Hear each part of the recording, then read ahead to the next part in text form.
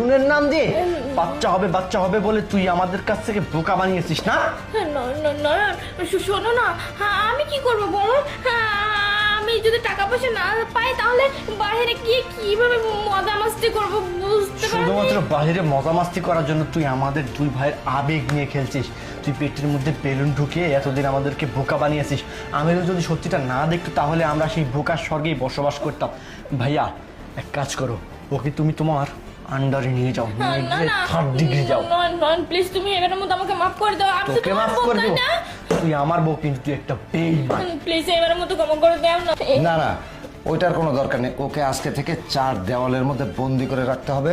আর ওকে ওয়াদা দিতে হবে যে এই আগামী 2 মাসের মধ্যে অরিজিনাল তাকে মা হতে হবে। যদি তা না হয় তাহলে এখনই আমি নিয়ে যাবো। আর এরপর যদি কখনো ধোকা দেওয়ার চেষ্টা তুই করেছিস না আমাদের পরিবারে আমাদের সঙ্গে, তাহলে এর চাইতে খারাপ আমি আর হতে পারবো না।